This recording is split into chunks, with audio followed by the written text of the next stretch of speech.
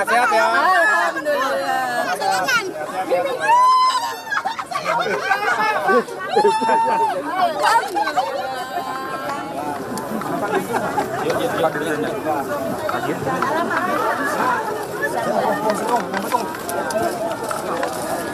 Tempel gue terus.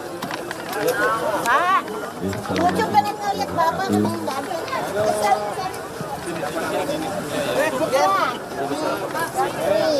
Asik Pak. Belajar yang benar ya.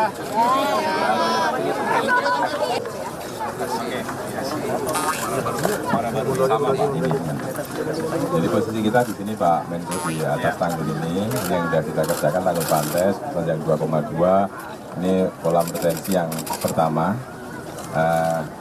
ada di sebelah ini Pak, sebelah sana. Terus yang ini kolam retensi yang kedua Pak, ini yang ada di sebelah atas ini. Jadi setengah seperti kemarin Pak folder, jadi air dari sekitar sini akan kita kumpulkan nanti waktu rob kita keluarkan. Jadi ini fungsinya Pak bisa melindungi sekitar 28.744 kakak Pak. Jadi melindungi 208 ya Pak. Di daerah sini Pak, ini sudah tertutup semua dan sudah terlindungi dari banjir rob Pak. Ini mau dibangun 8 hektar. Iya Pak. pengaman pantai. Ini Wika mau dibangun apa? 2015 sampai Mau dibangun pengaman pantai. Biayanya 1,1 triliun ini ya. Bapak menambahkan menjelaskan bahwa konsep pengendalian banjir di pantai ini kita kurung. Nah, ini kita kurung. Nama ngomongnya itu siapa? Pada saat air pasang, Mana air namanya? laut Itu tidak masuk yang ke wakil apa? ya. Penjabat. Nah, namun Bagus. untuk tinggi ini berada di plus 4,8. 4,8 ya. Prinsip tadi 9. Iya, iya. Nah, Ya, akibat kita tampung ini, daerah ini kan airnya tidak bisa keluar. Iya. Sehingga kami membangun folder Ya. untuk kami mengarahkan semua air yang ada di sini masuk ke sini. Elevasi ini kita kontrol dengan pompa.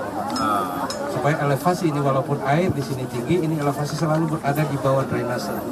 Sehingga pada saat musim hujan dan musim rebrok, air ini bisa mengalir sehingga daerah ini kering. Jadi konsepnya seperti itu. Selain itu kita ada fasilitas untuk akses nelayan. Ini kami bangun untuk nelayan-nelayan, kapal-kapal ini mereka kalau tadi waktu kita tanggul mereka kita kasih akses untuk keluar. Kita ada akses Ada ini bisa berapa kita nelayan lihat. kira-kira di sini?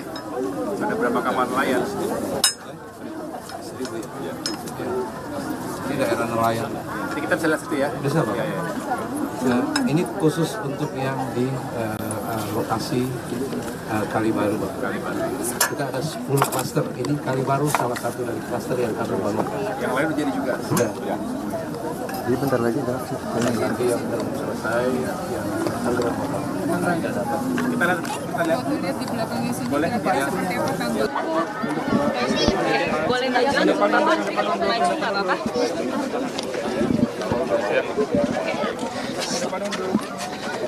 Silakan Pak. Selamat sore. Hari ini. Iya, jadi saya senang sekali hari ini bersama Bapak Menteri Pekerjaan Umum, Pak Dodi Hanggodo, Ibu Wamen PU, Ibu Diana, ada Pak Sekjen, ada Pak Dirjen Sumber Daya Air, dan jajaran Kementerian PU lain, termasuk dari Kemenko, Infrastruktur dan Pembangunan Kewilayahan. Hari ini kami berkunjung secara langsung untuk melihat Kali Baru yang sudah ditata dengan baik. Kita tahu bahwa masyarakat pesisir utara Jakarta ini selalu terancam akan bencana, yaitu banjir rob. Land subsidence atau penurunan permukaan tanah itu terjadi setiap saat. Bahkan di beberapa tempat itu dalam setahun bisa menurun 10 cm. Kalau tidak ada upaya apapun, ini berbahaya. Artinya kita berupaya agar menyelamatkan jiwa manusia, jiwa masyarakat saudara-saudara kita yang telah menghuni lokasi ini dari dulu begitu. Dan kami melakukan berbagai upaya. Saya sebagai Menko Infrastruktur ingin meyakinkan bersama-sama dengan Menteri dan jajaran PU agar pembangunan ke depan itu juga selalu diorientasikan pada upaya untuk meningkatkan keselamatan dan juga kualitas hidup masyarakat. Contohnya, ketika kita mencegah terjadinya penurunan air, maka saya ulangi, penurunan permukaan tanah karena begitu besarnya mengambil air dari dalam tanah, ya. Ini terjadi eksploitasi tentu selama puluhan tahun, ya. Kita berupaya agar ada suplai air, termasuk air baku yang juga bisa mensupport kebutuhan warga. Itulah mengapa kami memastikan agar Jatiluhur itu bisa, spam Jatiluhur bisa memberikan supply itu kurang lebih 3.200 liter per detik, ya. Dan kami juga berupaya agar Krian dari Banten, Karian itu bisa juga segera berproduksi ataupun operasional sehingga juga bisa menambah lagi suplainya. Termasuk apa? Air bersih. Ya, suplai air bersih sehingga sekali lagi masyarakat bisa lebih mengurangi pengambilan air dalam tanah. Nah, yang lain kita berupaya juga agar menjaga masyarakat kita dengan mendirikan tanggul. Tanggul yang ada ini 4,8 meter dari permukaan air. Jadi paling tidak masyarakat tidak terdampak jika ada banjir atau air yang pasang. Tapi juga tidak cukup dengan tanggul, kita membuat yang sudah jadi itu adalah sistem polder, kolam retensi. Nah, ini gunanya agar pada saat curah hujan tinggi, maka itu bisa masuk ke kolam retensi tersebut, ada ketinggian tertentu, diupayakan tidak, kalau sudah lebih dari 110 tadi ya, itu baru diyakinkan ditutup dan dipompa agar sekali lagi diregulasi ketinggian airnya agar tidak menjadi banjir bagi masyarakat. Nah, upaya-upaya ini juga seiring dengan kita memperbaiki sewerage system. Ini juga penting, kita tidak berharap masyarakat itu juga terganggu dengan sampah dan juga limbah. Jadi sanitasi harus diperbaiki setiap saat. Ini adalah upaya untuk meningkatkan kualitas hidup seperti yang diharapkan dan menjadi visi besar dari Bapak Presiden Prabowo Subianto. Dan kami akan berupaya yang terbaik untuk masyarakat. Nah, ke depan kita juga harus berpikir lebih luas lagi karena sekali lagi kita harus menjaga agar pantai utara, sebetulnya bukan hanya Jakarta, tapi pantai utara di Pulau Jawa ini juga banyak yang menghadapi ancaman dan tantangan serupa. Kita berpikir lebih jauh lagi agar ke depan pembangunan infrastruktur benar-benar bisa menyelamatkan warga. Selebihnya kita juga berharap ini terjadi peningkatan ekonomi. Di sini ada 1.600 kepala keluarga yang berprofesi sebagai nelayan. Kita bisa lihat tadi di sepanjang tanggul ini ditambatkan kapal-kapal ikan, ya. Tentu yang size-nya, ukurannya tidak terlalu besar, 5 GT ya.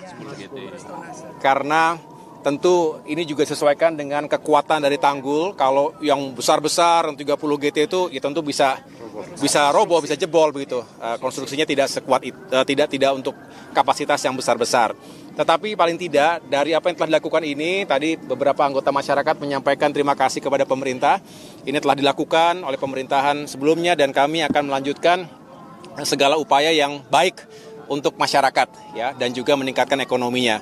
Selebihnya tadi saya lihat juga ada beberapa yang berupaya untuk melakukan berbagai aktivitas ekonomi. Contohnya melakukan daur ulang, kerang hijau diolah kemudian menjadi semacam paving block itu, ya. Bahkan juga ada yang menjadi kerajinan dan lain sebagainya. Saya pikir itu bagus semuanya.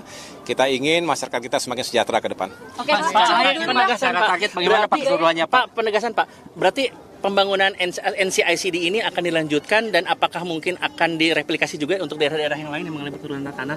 Iya, kami tengah mengkaji secara lebih detail karena studi atau feasibility studies-nya sudah dilakukan sebetulnya. National Capital Integrated Coastal Development NCICD ini sudah menjadi kajian sebelumnya dan tentunya Bapak Presiden juga berharap ini bisa dikaji lebih lanjut lagi. Mengapa? Karena itu tadi kita hanya bisa mencegah jangan sampai meningkatnya permukaan air ataupun menurunnya permukaan tanah tadi berdampak langsung. Nah, ini kan terus berjalan. Itu diprediksi tanggul ini 4,8 meter ini bisa sampai dengan 2033. Nah, beyond atau lebih dari tahun 2033, kita harus berpikir juga. Karena kalau itulah mengapa kita harus mencegah terjadinya penurunan, sekaligus kita membayangkan apa yang harus kita lakukan. Apakah perlu tanggul yang lebih besar lagi? Sering dikatakan sebagai giant sea wall itu. Seberapa tingginya? Nah, ini kita akan pelajari lebih dalam lagi. Pada saatnya akan saya sampaikan secara utuh kepada publik hasil kajian tersebut. Yang jelas tujuan utamanya sekali lagi adalah menyelamatkan masyarakat kita dari bahaya banjir dalam jangka pendek, menengah maupun panjang. Ini menyangkut pada kondisi lingkungan kita dan juga nasib dan masa depan anak cucu kita. Oke ya, cukup dulu ya. Makasih, Pak. Gitu ya, Pak ya. Ini masih tahap awal Giant Sea Wall ya Pak ya? Yuk, di titik 3 lagi ya.